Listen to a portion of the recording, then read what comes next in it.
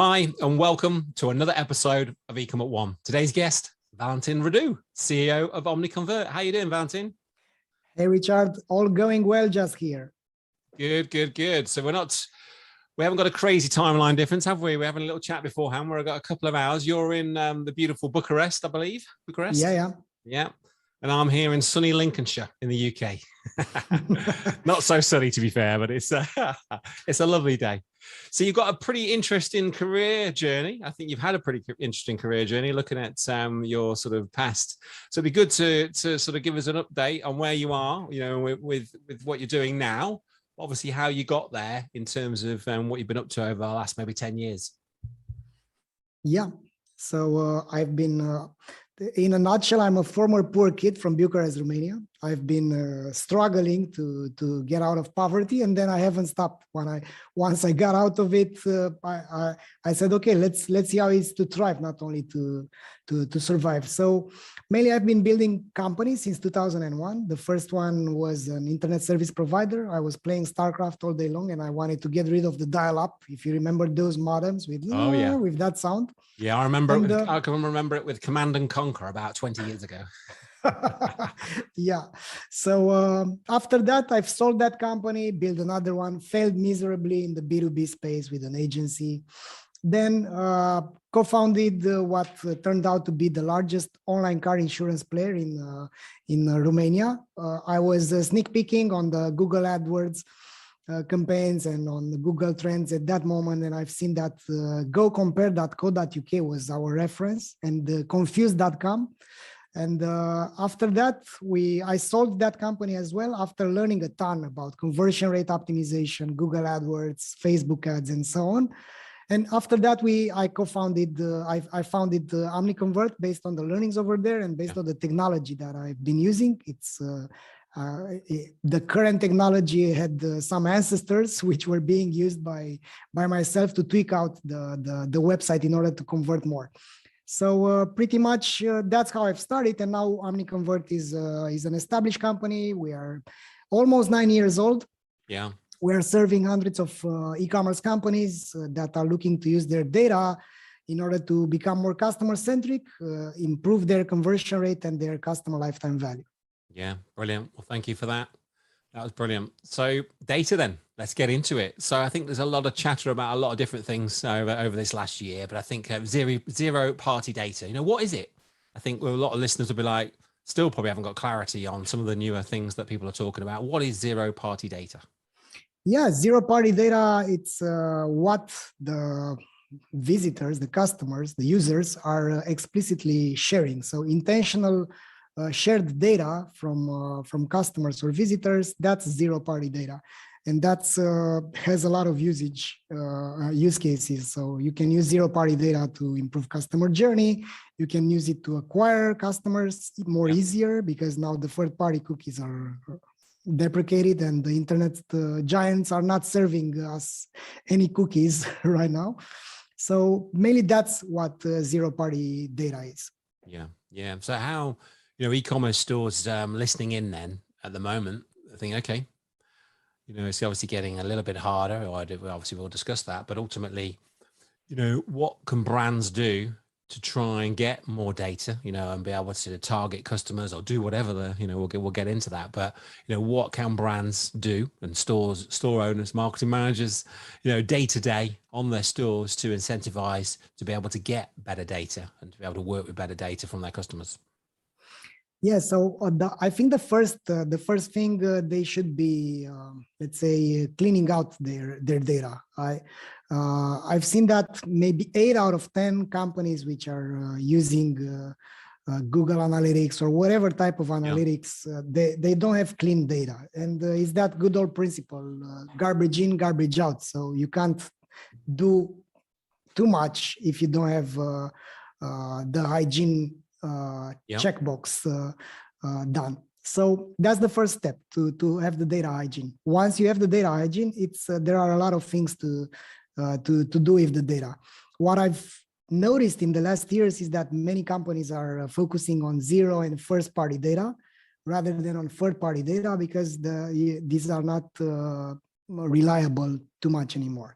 So in terms of using zero-party data, I think one of the best use cases is to understand what the customers really want, because it's I think there is this gap between the customer journey and the company journey, right? So if you look at the goals, the customers are having their struggles, they have their pains, they have their needs or desires, and they don't pretty much care too much about brands, even though we have this narrative around brands which are having their customers love them and so on. At the end of the day, love is it's a commercial transaction, and of course we do have brand ambassadors, we do have evangelists and so on. So mainly that's one thing that can be done with the zero-party data to understand who their customers are, and then to be able to leverage that data so that they can fulfill the needs of their customers. And on the other hand, the company journey has their agenda, thriving, making more money, having growing, and whatever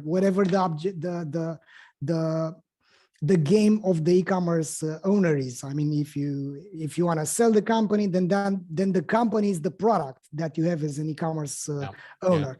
If you want to get an investment and to I don't know, get public, or if you want to leave it to your nephews to be let's say directed in the future, that's another story. So these two journeys are separate, and with the zero-party data you can understand, and not only understand but also leverage this kind of data. Let me give you an example. You have a pet shop and you have your first-time visitors. They are not on the product page, but you attracted them with some blog post, SEO or whatever. And instead of letting them serve themselves with the content and go through the menu, you get interactive and you find out some simple things like, do you have a cat or a dog? So this is like a pop-up, a bit of a what would I call it? Like a Q&A funnel type thing. A, B, move, A, B, step through. Exactly. Like a ask funnel. I think different people call it different things, but yeah. So collecting this type of data, it allows you to guide the customers, the visitors, much more properly. One thing, it has this, let's say, benefit of actually realizing, hey, 82% of our visitors are cat owners. Or dog lovers. We don't know that. So once you get that, you can ask other things like what breed you have, or how old is that dog. And based on this type of intentional shared data, you can make the life of that visitor much more easier, because you are guiding them exactly like in a conversation. At the end of the day, the most important step is the choice reduction in any commercial endeavor. If you are buying shoes and they are not your size, you're not going to buy them. And before that's buying it's an interesting topic. I love it, because that happened to me. I think I was on, I forget the brand now, but it was a well-known brand that I've forgotten, but it was a big brand. I think it was maybe Ralph. No, it was, I can't remember the brand, but I went and looked at, I'm size 12. So I went and looked at some size 12 shoes, but then the only thing I saw after that, when I went and looked at shoes, were size 12s that they had in stock with size 12, as opposed to all shoes that maybe they didn't have size 12. So it's obviously slightly different to what you're saying, but ultimately I'm seeing the products. There's no point me seeing a load of nice shoes that are size 10, because they won't fit me and I won't buy them. Whereas all I'm seeing, so that experience was like, oh, all these shoes fit me. So I can buy any of them and not have to go size, can't have them, wasting time, frustration. And the same with your sort of a dog example. We've got a lot of clients in the pet niche in the UK. We've got a very, very large client with sort of 300 different veterinary practices. And it's very similar to some of the email marketing we've been discussing, or what, we've looked at over the years. And, when they sign up with their pet name, so it's like a personalization with the pet name. So the emails aren't going to the owner; they're going to the pet. The pet. So it's going, it's going to Rufus. So but it's really interesting that you're actually then seeing, those products that you're seeing are very much rather than that 100%, that they're 5% of things that you came there for, that you're interested in. Therefore, you're more likely to purchase, more likely to recommend, stick around, everything that obviously helps retention and sales and sort of return visits. Yeah. Yeah. Love it. Okay. So cookieless, what's going to happen there? Do you think, what's going to happen? Where's that going to go? I think, a lot of advertisers have, I think any big changes, there's always a lot of noise out there, isn't there? And there's quite a lot of people abandon or having very negative sort of reactions to things. But I think that then creates opportunity for those that sort of commit to the space and look at different ways. But where do you think cookieless is going to, is it going to negatively affect advertising, or, are there opportunities there? Yeah, there are tons of opportunities for the brands and for the e-commerce companies which are aware about the importance of the relationship they have and they establish with their customers. So if we look back last year, we've seen some incredible drops from 9x ROAS to 2x ROAS. So the customer acquisition costs are going through the roof. This is also amplified by the fact that almost half of the e-commerce companies which are live right now have been launched post-pandemic. So mainly the addressable market is the same, while we have more players, more options to choose from. And we as consumers, we are having more power than ever. So we can, we can do an alt tab or we can swipe right, and there we go. We've abandoned that the good old brand that established a relationship with us.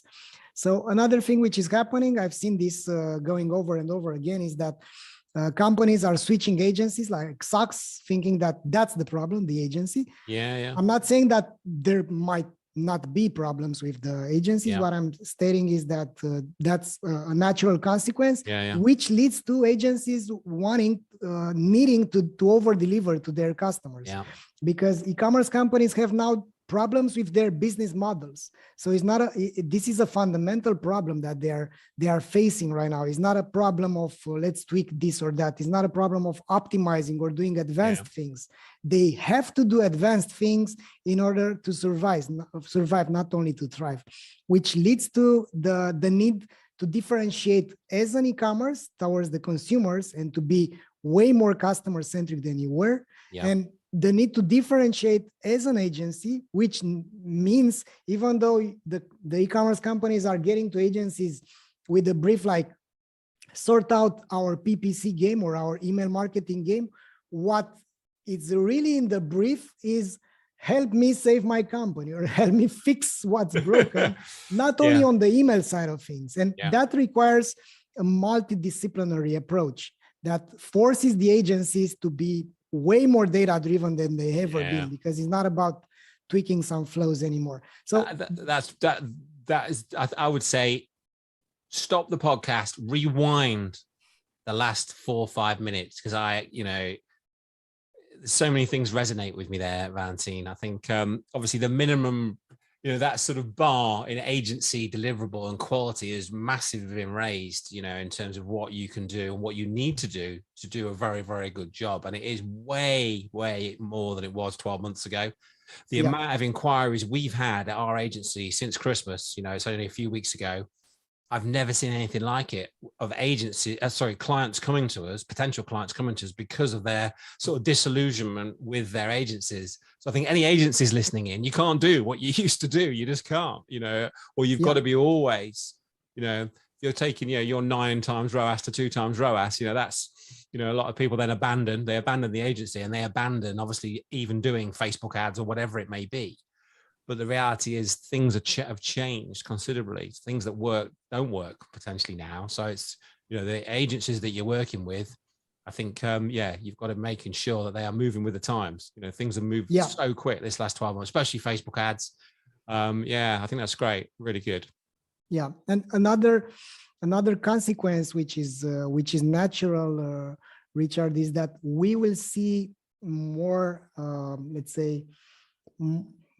we will see that the principle of under promise over deliver is going to be respected, is going to be placed because this is a fundamental thing, and as a brand you can't afford to miss any opportunity for your customers to place the second order, which means the shift is going to come from the acquisitions marketing to the acquisition marketing towards the conversion, and more of it towards the retention, because these are the three pillars of e-commerce growth: to acquire customers, to acquire traffic, to transform it into conversions, and then to have long-term customers. Yeah, I think that retention piece, just there's so much focus on winning an order and getting that ROAS at the front end, but that retention piece is just, it's almost like an afterthought, I think, especially for the guys that are maybe sub 10 mil.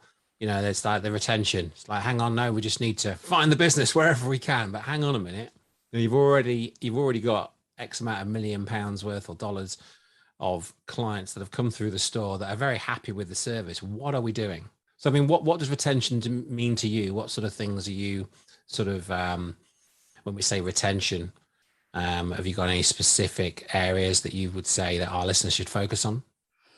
Yeah, so I've been hypnotized about retention since I got that online car insurance brand, because there it's always about customer retention. So yes, in the meantime, I've learned a lot. I've worked with a few brands to nail down their customer retention as well, and we actually nailed a methodology which is called Customer Value Optimization methodology, CVO. I'm a strong believer that agencies will need to become literate in terms of how an e-commerce grows. They will need to understand things like customer lifetime value, customer acquisition cost, not CPA, right? Not cost per acquisition.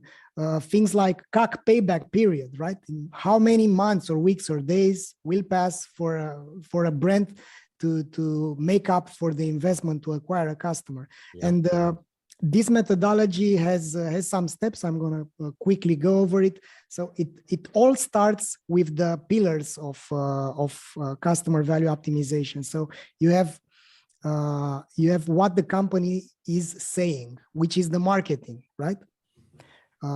Marketing by onboarding, email, what kind of messaging, what kind of creatives you are using. And that's going to affect the customer lifetime value for sure. If you're not sending emails, or if on the contrary, if you're sending too many emails, if you're sending the wrong emails, with bombarding them with discount, buy, even though even though your dog has not finished their food, because we do know that it's a large breed and you've just bought, I don't know how many pounds of food. So that's marketing. That's the first thing.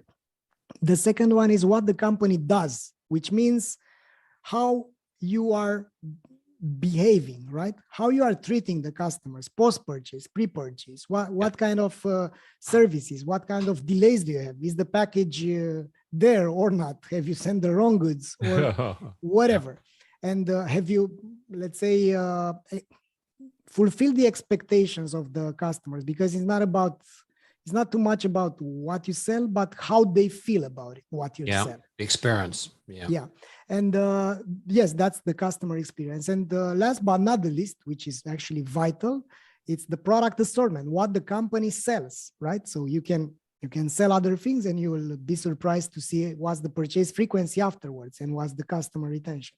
So these are the pillars of growth. And it's vital to emphasize another thing. We've been doing this for years now. So we have a consulting arm within our company, besides the technology, which is helping companies to convert better or to improve customer lifetime value. We do have a consulting arm that works with pretty large brands. And we've been seeing that it's not a solo game. So it's not like having someone on the retention side of things and this is going to work.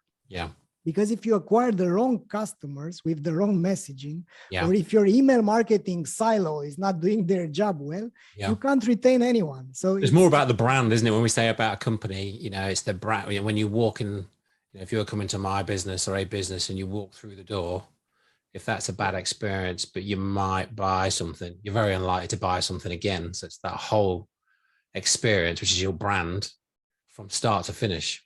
If you might make a purchase, but in reality, you might have done a rush job because you need that thing, but you think, you know what, it wasn't great. I walked like going to the website, isn't it? It might be a poor website, might be, crappy design and this, that, and the other, but I need the thing. But will you go back there?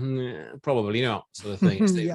It threads through everything that you do, doesn't it? Brand, as does retention.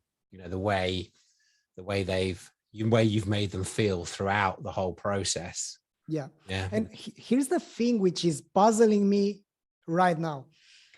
How come so many companies are neglecting how their customers are feeling? I mean, we are seeing that they are jeopardized about the competition, about the cookies, about the ad costs, but they are not activating some stupid post-purchase survey to ask, have you feel all right? Has your product, is your product okay? Do you feel good about your purchase? NPS, right? I'm a huge fan on NPS. So how come so many companies are neglecting that? Because the leverage of getting this feedback know-how, it's fantastic. It's like, thanks to the NPS implementation, is like debugging your customer journey, the whole customer journey, because you can find out a lot of things about the pre-purchase and about the post-purchase. You'll be able to see where are the bugs in your systems, and instead of adding TikTok ads or switching the whatever, maybe it's time to actually put the customer where he belongs. At the table, at the board of advisors, right? 100%. So our listeners, they're going to pause this episode in a minute, and they're going to go away, or they're going to think about 3 things that they need to have, or 3 things that they need to implement, have they got to do with retention. Now, I think you maybe mentioned one about sending out a survey, but let's go 3 more. What are 3 things to help retention that they need to have in their business? Yeah. If it's a if it's a mid to large company, I think they can't go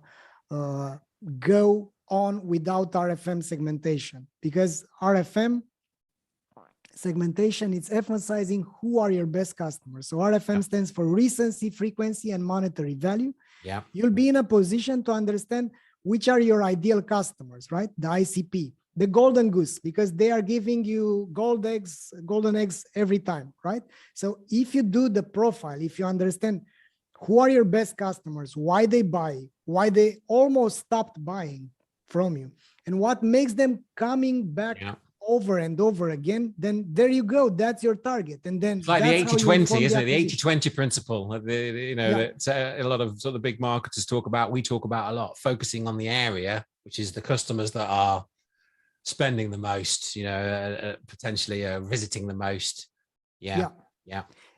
And it's not about, let's say, doing something so sophisticated. So maybe I'm biased because we're a vendor that helps a lot of companies to do that, but you can do it with your own database. I mean, you can have a smart guy. The problem with RFM is that once you do it, you'll never stop doing it. So you want something dynamic, because you want to treat customers according to what kind of relationship they have with your brand. So you will want to activate email onboarding sequences. Let me give you an example of a fantastic RFM segment. We call them the new passions. So these are customers that have the highest recency. So they've just bought, let's say, in the last 3 weeks. They have the lowest frequency score. So they've just placed their first order, but they have the highest monetary value. So even though they placed their first order, they are among the best customers that you have in terms of how much revenue they've generated. And you don't want to treat them the same. Like top 10% of revenue type thing? Or have you got like a number for that? Obviously it vary, but is it like if your average order cart is like $100, would it be like the people that spend over $200 or? The RFM settings are being made based on each of those customer data. So mainly RFM, at the beginning, it comes all back from the 70s when it was being used for the direct mailing companies to save money on not sending envelopes to customers which weren't engaged in the last whatever months. But the RFM works if you apply it based on your scale. So if you're using a scale from 1 to 3, the highest score will be the top third of your customers that placed an order in the last whatever days. If you're using a scale from 1 to 5, that would be the top 20% of your customers, because you divide the whole customer based on how recently, how frequently, and what's their monetary value. So you don't want to treat those customers the same as the other ones. You don't want to miss out on how you treat them, how fast you ship to them, how fast you respond to their tickets, and what kind of offer you are sending to them. So clustering these customers in this manner and coming up with the customer journey that's, I think now we need to shift our perspective and to work more like movie directors, right? So to do this type of scenarios, okay, if we have such a good customer and he or she bought in the last 3 weeks, let's think about how to make their life better. What kind of scenario, what kind of package inserts, what kind of emails are we going to sell to the customers that have the highest chances to become, like we call them, the soulmates, right? The ones that are having highest recency, highest frequency, and highest monetary value. What can we do to delight them so they can stick around? So that's the second thing that I would suggest. Like a super fan, isn't it? A super fan of the company. Super consumers. I mean, it's a great book called by Eddie Yoon, the age of super consumers, the age of customers that they would pay money just to have access to your products, right? I mean, look at Apple or look at other brands, right? Price is irrelevant quite often. Yeah. Exactly. That's great. Okay. So that would be the second thing. And the third thing is customer research. So once you have these segments, find out who they are. I mean, go deep into, because you can't afford to advertise to the wrong people, the wrong products. So in order to advertise correctly and to have the holy trinity of acquisition, of paid acquisition, would be creative, target, and the offer, right? So you can't do pretty much anything about the offer unless you are, I don't know, building your private label products, which is another conversation. But if you have the same products and you want to sell them better, then you need to focus on the target and you need to focus on the creative. But it all starts with the customer, because if you are obsessed about understanding the customer needs, the customer struggles, then you'll be in a great position to deliver on them. Let me give you an example from this morning. I'm still doing this type of let's say calls with various brands which are using our product, just to understand how they are using it. And there's one brand from Australia, they are selling kits to paint at home, right? So in the pandemic that exploded, it was very easy. You get the brushes, you get the painting, and you have the canvas with their numbers, right? And it's it's really easy to paint. But after they realized that their main struggle, based on the jobs to be done, interviews that they made on their best RFN segments, they realized that the main struggle is, in order to retain them, the customers need to, guess what? Actually do those paintings, right? They need to paint and to look at their pictures, right? I made it, right? It's my canvas. I done it. So mainly the onboarding is not about get this because we're going to give you a discount, because getting nobody them to do it, getting them to use it. Yeah, exactly. And then the shift in the mentality of the brand owners, which are very smart guys, and they really iterate very fast. The shift was, hey, we are not selling canvases. We are helping people to make progress in their lives, feel better about themselves, because I made it, right? Look at this painting. I made it. So their onboarding is not about buy more from us. How's your painting doing? In how many weeks do you propose to yourself to paint it? Because they know that once they've done it, they will want another one. They will want to paint a dolphin, not a mountain. That's a Valentin. That's a great example, isn't it? A really good example. You know, I think that you bought the thing in that instance. I think probably maybe not half the planet, but a lot of people bought a lot of things like that over the last 18 months of new hobbies and things to do. I think we've all got things, we've all got boxes of stuff that we've bought this last 18 months that we've not done, but obviously sort of almost creating a course or a series of trainings to get them to consume. It's a bit like information product overload. Obviously we're in digital marketing space. we've spent, hundreds of thousands over the years on digital marketing courses and this, that, and the other. And my bookshelf is covered in it. You'll probably see Russell Brunson and all this jazz. And, I think obviously you've got to use, if you're using the thing and you're getting a value from the thing, if that's a physical thing or a course, obviously you're more likely, so getting people to consume your content, consume the training, to use consume the thing. Consume it, and then see the value, and how they articulate the value about it. And pretty much that's what jobs to be done interviews are doing. That's how customer research works. And it's I think the agencies of the future will not be siloed anymore. They will take care about the customer research, because if a brand comes to you as an email marketing agency, chances are that you are asking them what's their margin, how much do you want to spend, how many emails do you want to send, what's your CPA and whatever. But now it's about what are you selling, what the customers are buying. Yeah, because if you know what the customers are buying, you know what kind of email marketing campaigns to run. And you have to do it as an email marketing agency, because you otherwise you'll be obsolete. Let me give you another example on the same narrative. There's a company in the UK, they sell turmeric shots, and the jobs to be done initially, before doing customer research, they thought that their buyer persona, their best customers, were people which are kind of young. I mean, between 25 to 40. That's their initial perspective, which were doing sport. I mean, they wanted to have more energy, to feel better about training. After doing just jobs to be done, they realized that there are actually 4 types of jobs to be done by their product. And that there were people which were in pain, they had inflammation, and turmeric helped with that. There were people which were looking for immunity, so it wasn't about energy, but it was more for immunity. And there were indeed people which were very sporty, right? They wanted to, I don't know, train for 2 hours without any back pain or without any ankle pain. So based on these jobs to be done research, they made the insights were, okay, but what if we will see how much of the recurring revenue is coming from each of these particular jobs? And then that was the aha moment, because that job that they thought is the main one wasn't the main one. And these kind of insights are shifting the acquisition game, the narrative of the brand, the email marketing game. Everything can be, let's say, improved based on such an aha moment.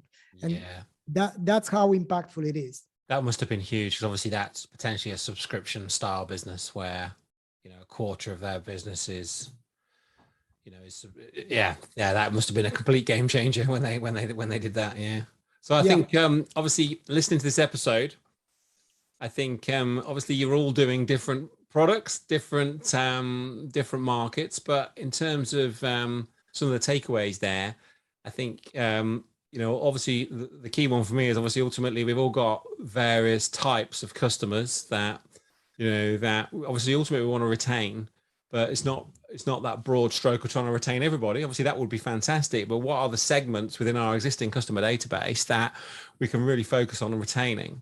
And I think that was a great example with the turmeric. We work with a couple of turmeric brands here in the UK, and that's something I'm actually going to physically have a conversation with my ad team tomorrow about that, because that's a real good takeaway for me, because I think we're running ads for a couple of clients in the turmeric space and various vitamins and pharma clients and so on. And obviously they're different uses, the different sort of pain points. Some are quick hits, they want something solving right now, and that's maybe it. But some are more long term, that maybe they have a subscription need to them. And obviously if you've not got subscription on your site, I know subscription potentially is a different conversation for some of our listeners, but ultimately where could you add a subscription business within your existing business? Because I think it's a slight tangent, but it is also, I think, if you've got subscription revenue, obviously myself and Valentin both run subscription businesses. Our models are very much, monthly fees. Something that, I've had a subscription business for 13 years. I think you're probably about the same, up there with me as well. And they are the best type of businesses to own in my mind, 100%, where you've got that subscription coming in. You have this recurring revenue. So mainly I think this type of endeavor is crucial for any business, and it needs to be tailored to your products. You need to understand that even if you think you are at the product market fit phase, I've seen companies improving their customer retention by 30, by 40% after this type of endeavor. One of the first companies that we work with, a shoe retailer, they thought that, again, their ideal customers were young ladies in their 30s. After the RFM segmentation, after the research, guess what? They weren't that young anymore. And they weren't from the main cities. They were from smaller cities because they haven't got shopping malls there, and they were an e-commerce retailer. So this type of things are happening, and those can be transformative to businesses. And the companies of the future will be paying more attention to their customers. Yeah, brilliant. So some exciting takeaways there. I think there's quite a few pause moments there, guys. But so, Valentin, what would you say the future of data looks like? What have we got to look out for? You know, for our listeners thinking about sort of getting in front of the trends and what's happening with the changes in data and just using that data better. What does the future look like? What are some of the things that the listeners need to be thinking about? Yeah, I think at this moment we can't rely too much on external providers. So this type of relying on third-party providers is not going to work too much. So I'm a strong believer in let's say blending zero with the first-party data. I'm a strong believer in capturing as soon as possible data about your visitors and about your customers, like this flow where you get zero-party data, then you do the website experience based on this tailor-made party data, and then remarketing goes, I don't know, if you have a large breed dog and it's over 10 years old, then these are the products for them. And then you build landing pages, and the remarketing is highly relevant to their needs. Then the whole onboarding journey is based on this type of data. So I think the audiences will be more granular in the future. This will become automated. Hopefully we're going to get there as well in this space where on one end we have the data, but making sense of the data is very important. So because the data can be manipulated, it was that saying that if you force data can confess anything, right? So the idea is that in the future, this type of automated approach are going to become standard. And another thing is that the data should be transported within the company. This siloed approach, even if you look at the org chart of some e-commerce brands, they have the social team, they have the email team, they have their performance teams, and they have their customer service team. And by the way, customer lifetime value and retention is a company-wide measure of success. It's not like marketing should fix that because that's the metric of the marketing. It's not that. I mean, if the customer experience is crappy, you can't expect for people to come back, no matter how beautiful the creatives are to incentivize them to come back. Or if you are not selling the right products, don't expect marketing to fix a broken product assortment. Yeah, no. So I guess it sounds like you're working on a lot of that with Omniconvert. So, you know, maybe tell us a bit more about Omniconvert and how that's going to sort of bridge that gap and what you're working on at the moment. That would be good to find out a bit more about your software tools, SaaS specifically. Yeah, so we have a couple of business lines. We have a business line, which is the software development teams. We've started as a CRO tool. So we had the A/B testing, website personalization, surveys, and pop-ups overlays. Then we realized that we need to level up our game thanks to the blessing in disguise of Google Optimize becoming available and for free. And so mainly we needed to level up our own unique value proposition. And that was a good moment for us because we built this new technology in the sense of having an e-commerce growth suite. And part of it is this Omniconvert segmentation tool called Reveal. It's on the Shopify app. And we empower companies to do RFM segments, to do NPS, do this pre-delivery and post-delivery because there's the expectation gap and you need to know what should be fixed. And then we push this kind of data to email marketing tools like Klaviyo, to SMS provider like Attentive, PostScript, whatever, to customer support teams like Gorgias, customer support software like Gorgias or Zendesk, where you get Soulmate, which is an RFM segment, which is pissed off. It's a detractor. And you push this as a ticket so that your customer service is alive, is proactive, is not only reactive. So you proactively prevent churn by getting in touch with the customers that are stating that their customer experience was suboptimal. So mainly that's what the software is doing. And on the other end, we realized again that we need to educate the space around customer value optimization and what we are doing. And we have built an academy. It's called, I don't know if it's seeing, CVO Academy.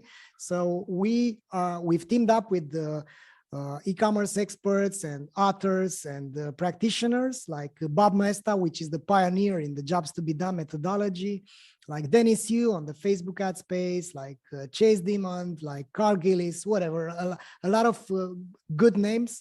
Yep. And we built an educational program. So that's another component of what we're doing at Omniconvert. We train people, we deliver new courses every month from now onwards. Yep. And another thing is that we're training agencies towards the CVO methodology. So I'm personally assisting the smart agencies of the future to provide this type of CVO services, no matter what they do. So even though they are doing only email, it's only going to level up their game to do email marketing with the customer lifetime value in their minds. So mainly that's what we do, and that's how we help. I think what strikes me, listeners, is that the quality of Valentin's, just listening to you there, that's been a fantastic episode. I genuinely been a very, very good episode. And I think just obviously the research I've done prior to getting you on the podcast and just looking at what you've been doing and the quality of the training and the quality of the site and the offer that's on your site, I think a bit of a hat tip to you. I think what you do is quality. I really do. So thank you.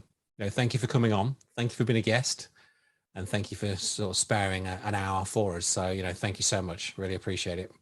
Yeah. So I like to finish every episode with a book recommendation. What would you recommend to our listeners? It doesn't have to be e-commerce. It can be maybe not about the dogs. They seem to have a dog theme today, but actually I can do this. Black box thinking. Okay. Yeah. From Matthew Seed. It was the best book I've read last year. Yeah. I think it's going to help any kind of professional, no matter if you're an entrepreneur, a professional, or if you're working in the marketing or in other parts of the digital landscape. That book was transformative for me. Brilliant. Well, thank you.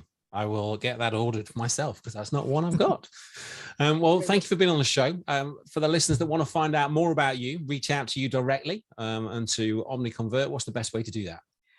I'm stubborn, and I'm writing the company's newsletter every week. And it's a hard endeavor now that we are growing in size, being a CEO and also writing. It's kind of challenging. So you can find me on our blog. You can sign up to our newsletter. And on the other end, I'm a LinkedIn person. So I'm there talking all day long. I'm drying my mouth talking about how to grow an e-commerce on LinkedIn. Yeah, no, well, thank you. We'll link all that up. So obviously sign up for Valentin's newsletter. And well, thank you for being on the show. And I look forward to catching up with you again. Excellent. Thanks.